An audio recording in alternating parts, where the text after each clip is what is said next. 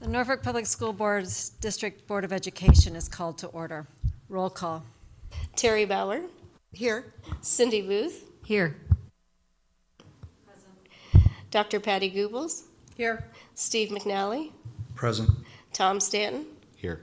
All members are present. We do have a quorum. This is a legal meeting of the Board of Education as advertised by the means specified by board policy. A complete copy of the Open Meetings Act is posted in the boardroom for your review. A copy of the agenda is available at the desk of the recording secretary. Please stand for the Pledge of Allegiance.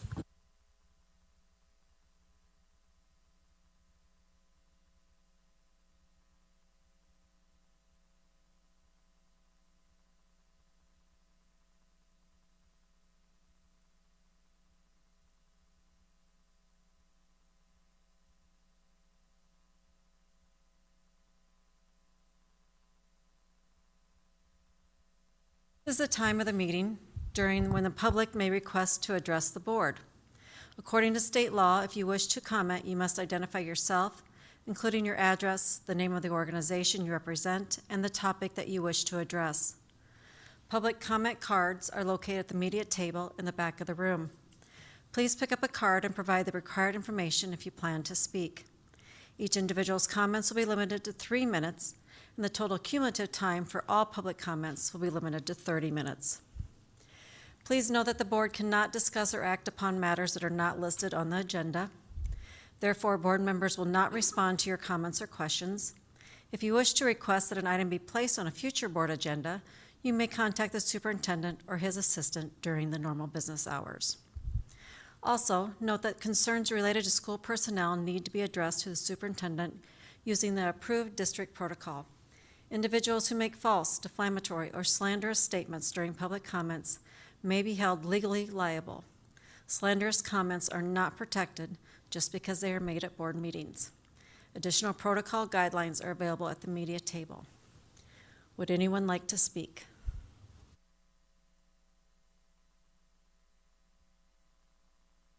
Okay, reports and discussion items.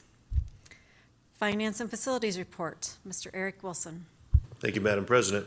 Total amount of claims to be approved on the consent agenda by specific fund are listed below. General Fund, $316,832.61. Nutrition Fund, $773.31. Cooperative Fund, $1,994.69.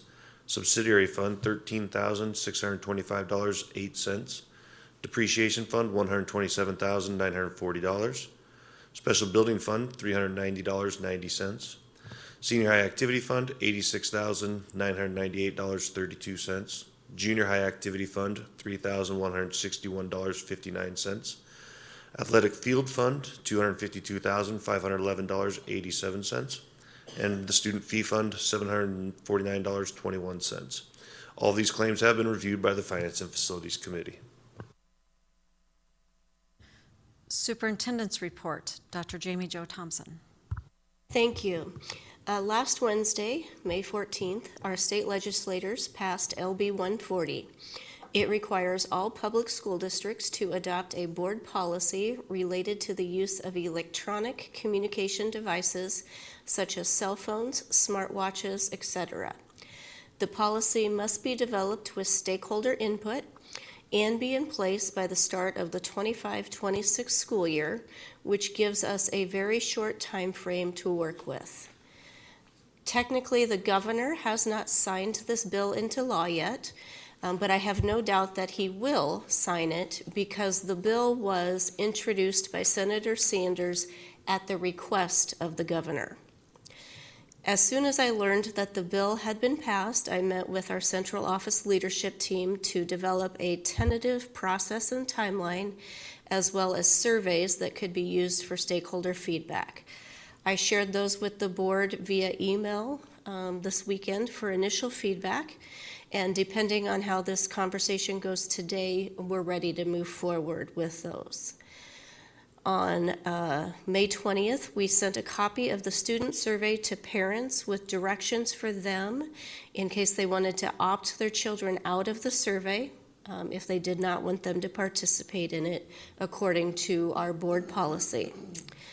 If no red flags are raised today, we will send the student, parent, and staff surveys out later today or tomorrow, and they will be due back to Angie Bauman on May 29th. We should have a draft policy from Perry Law Firm on June 2nd or shortly thereafter. Our administrative team will meet on June 6th to review that draft, assuming that we have it, along with the data from our surveys, to draft our Norfolk Public Schools policy for the Board Policy Committee to consider, review, and revise. The Policy Committee would then meet on June and revise that Norfolk Public Schools draft policy, and it would be placed on the June 9th agenda for first reading, the June 23rd agenda for second reading, and then the July 14th agenda in our student handbooks. If all goes as planned, then we would be ready for online registration on July 15th with the new policy and handbooks in place. That's a lot to get done in a short amount of time, but I would like to open it up for questions, feedback, suggestions, whatever you may have. I think you did get a copy of the bill to take a look at. Just to clarify, we do have administrative procedures in place for elementary, middle school, junior high, and high school cell phone usage, but they're in our handbooks. We don't have an actual board policy at this point. The board could choose to do the exact same thing and just put it in policy, but we are required by this new law to get stakeholder feedback and to actually put a policy in place. So has there been any feedback from building principals since this law has not gone into effect, but been passed, on how they feel that what's in this student handbooks right now, is it working? Would they like something more prescriptive or less? We have not specifically asked for their feedback on that at this point. I believe that the junior high is wishing to go more restrictive at this point, to do more like the middle school has in place. I have not heard from the senior high. I think they would probably like to continue with what they have in place and work on solidifying that process.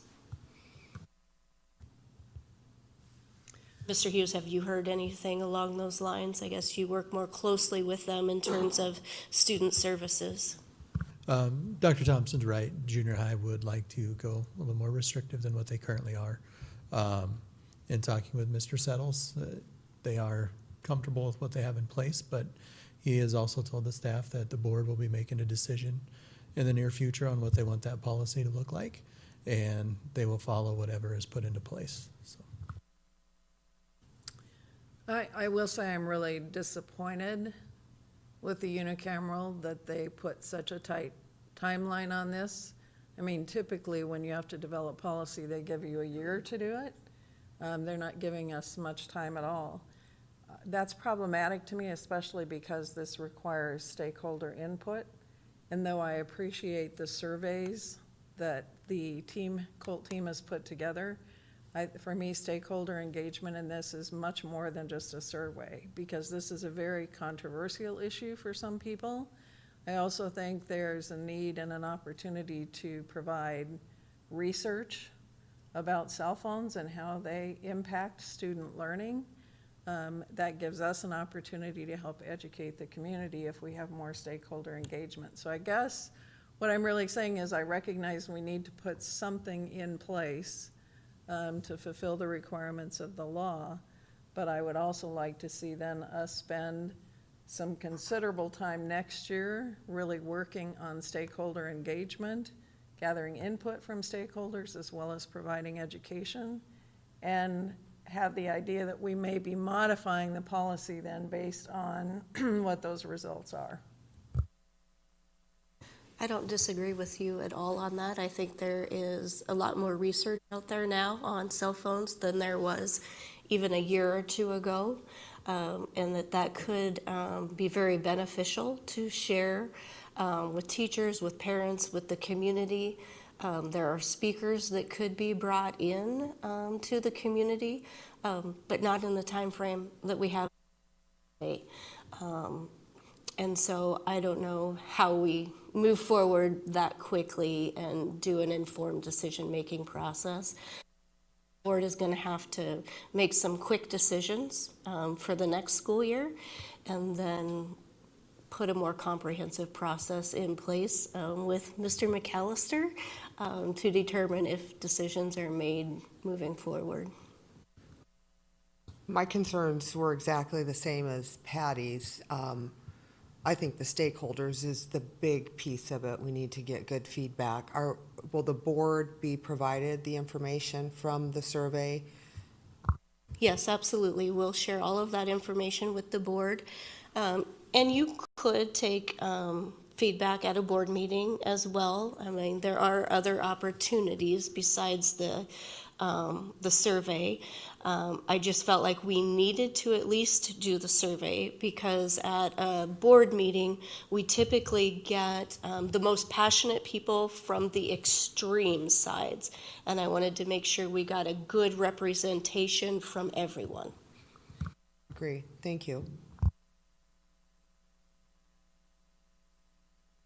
My wish right now is that lots of people do complete the survey, so we do get a wide variety of information. So I hope parents and students do take the time to submit the survey with their information. And even the survey, it's a very short time frame or turnaround. We usually give parents and teachers and students a much longer time frame to turn it back, but we just don't have much leeway on that. We're going to have to just give reminders and let people know we're sorry. We can't give them any more time than that. So as a policy committee, we'll get a chance to discuss this in greater length, but I guess I would like some input from the members that aren't on the policy committee. If we look at what's in administrative rule in the handbooks now as a starting point, is that something that you feel is appropriate? Is it something that you'd like to see more restrictive, less restrictive?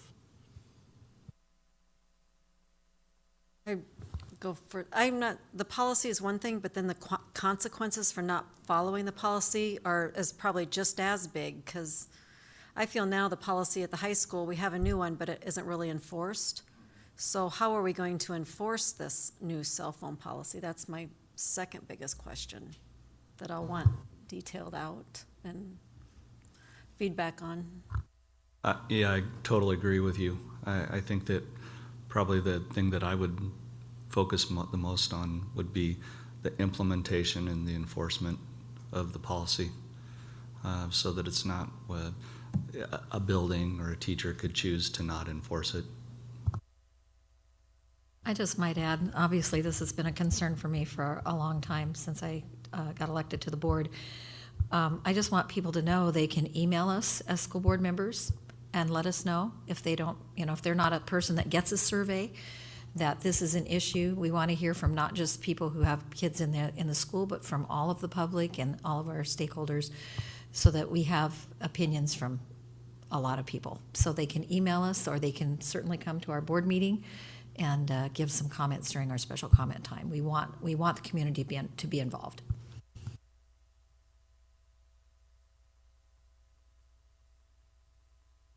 Thank you. I agree that the implementation and enforcement of the policy is probably the bigger issue. Good luck, policy committee.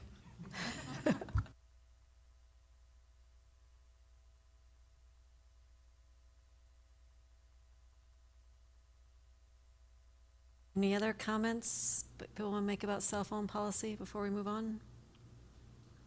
So if there are nothing else, I'll assume then that the timeline and the process that I outlined is okay with the board, and we'll just move forward with that. Thank you, I appreciate that. And I'd also, and I'm sure you probably will, some of the school districts that had successfully implemented it, that you'll probably look at maybe their policy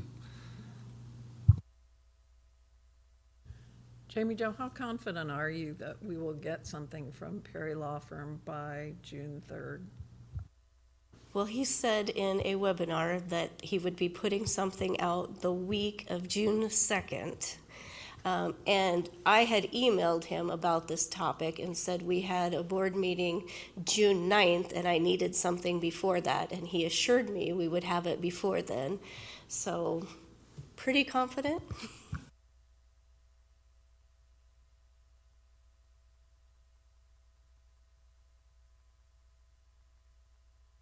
On to minutes from the previous meeting.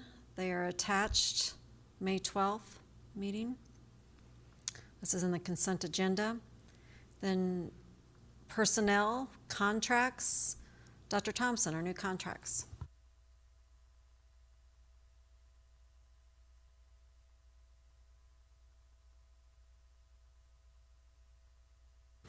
Yes, I have several contracts for your consideration. Roberta Acuna, Spanish teacher at Norfolk Senior High. Vanessa Adams, district speech pathologist, Norfolk Public Schools. Deanne Smith, district speech pathologist, Norfolk Public Schools. Primary junior high school.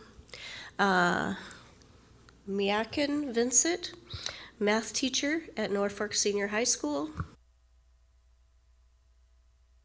And that is it. Thank you.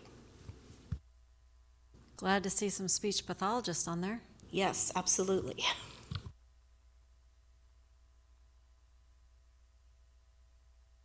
Claims Wilson. the claims are attached. These claims were reviewed by the Finance and Facility Committee. There are no conflict statements today.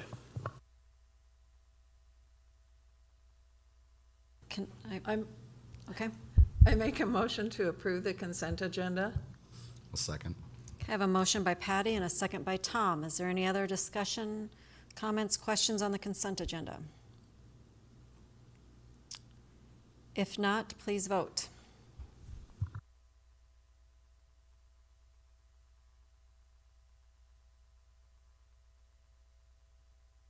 Motion carried, 6-0. Future meetings, the next meeting of the Board of Education will be held Monday, June 9th at 5:30 p.m. The second monthly meeting of the Board of Education is scheduled for Monday, June 23rd at noon. All components of these meetings will be held at the MPS Central Administration offices and will be open to the public unless an executive session is needed in order to protect the interest of the district or the reputation of an individual. Meeting is adjourned.